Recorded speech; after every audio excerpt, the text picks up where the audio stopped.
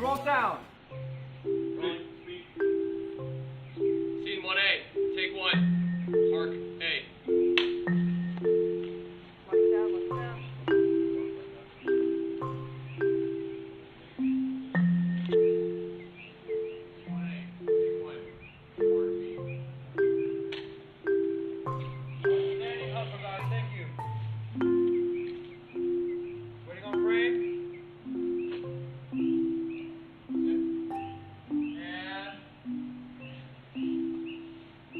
Action.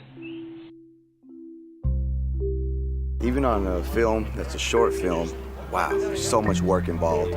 So many more months, so many more sleepless nights, so many challenges and hurdles that you have to overcome that I don't think people take into account for a little 10 to 15 minute film. There's so many details and so much planning and coordination that goes into something like this, and you really do need a strong team. As in anything else, any other profession, it comes down to the team. And there's a group full of all-stars here. It feels good to have a lot of people who love making movies and who are donating their time, and I learned that I need this. I need a team, and I enjoy it. So far today is awesome. It is productive. We're a little bit late, but in the film industry, that is normal. You are walking all over me right now. What, Sarah? No, I'm just kidding. There's a lot that has to go on in filming. There's not just 5 people on a set when you get on. There are over 40, over 50 people. You have to worry about feeding them. You have to worry about permits. You have to worry about consent forms, authorizations. I mean, you have to please everybody. It's stressful, but it's fun. It's amazing to watch the words that I wrote on a page be brought to life through the actors and through the locations. It's pretty surreal. And the cool thing is too, you know, I had one vision in my mind that then I have to kind of release to another vision, right? So we're sort of discovering who these characters are, discovering more of what the story really is about by everybody's contributions, whether it's a production designer or one of the talent or the DP or the AD or the editor who's on set is asking questions, making suggestions, and helping us to tell the story that human trafficking is happening. It's happening in the world, but it's happening in America, and it's happening in our neighborhoods, not just in some place over there where we can ignore it, but it's happening here. And we're doing a creative story to bring that awareness out. I have not personally been affected by it, but I have people in my family that are currently being trafficked. One of our actors who's on set today, her name is Denisha, and she's a real-life survivor of human trafficking. And I have been gripped with the story for years, and I wanted to write Neighbor to wake people up. That's why I want to make films. I want to wake people up to justice. I want to wake people up to the realities of this world that we sometimes want to ignore, and I enjoy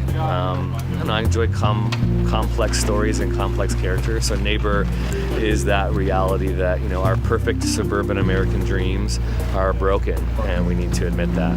It's a production for a cause, and we're bringing attention to something that most people just, you know, forget about and slip away from, and, you know, ignore it. You close your door and just ignore it. And I kind of grew up in the suburbs, but I've been living in San Francisco for a long time, and things of this nature are kind of everywhere.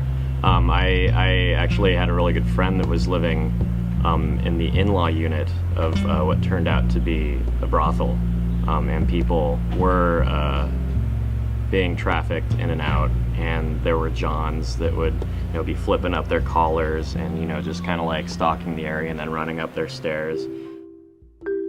In the indie world, there's a huge spectrum, you know, of quality, of environments, dynamics on the sets, and a lot of egos sometimes get in the way. There's some conflict, but I gotta be honest. This set is wonderful. There's no ego, there are no conflicts, everyone works together, which speaks volumes to the kind of director Tony is. Blessed to be working with just an amazing crew, and Tony, the writer-director of the film, is someone that I've known for like 10 years. There's a saying, gratitude is riches, and Tony is a very rich man because he is the most thankful person, and he has so much gratitude in his heart that it just makes it really fun to be a part of it, and pull for him, and you want to make it great. So far so good. It's looking really good. It's my favorite time right now because it's lunchtime.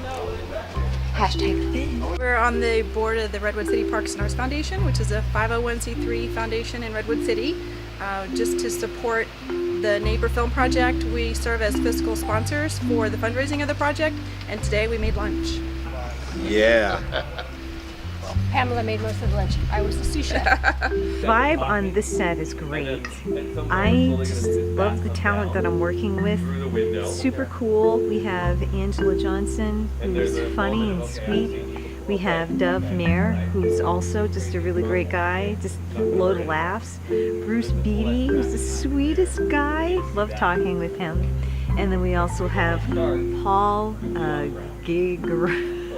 He's gonna kill me. And Paul, who's my fake husband, and he's wonderful too, and the kids. And then you have the crew. Everybody is just, you know, sometimes things don't come together. They don't gel the way that you would want them to with the production. But in this case, everything is coming together. Everyone's having a good time, and just a lot of laughs. You know, it's subtle. Just, yeah, it's a great set. I'm very happy to be here. It's the best place to be. #1 place to be. Film community rocks. Go indie films. It's the family atmosphere. It's the community. That's nice, especially for an independent film, and it shows a lot of promise. I like that. Oh my gosh, we're probably like in our last half an hour of filming. The last few hours have been so stressful because sun is going down and shots are leaking out of our hands, and I like to have fun. I want to have fun, people. So I'm gonna have fun. We're gonna make it happen. Cut. Cut. And cut. Oh my gosh. Oh my gosh. All right, cut. Cut. Cut. Cut. Perfect. All right. Cut.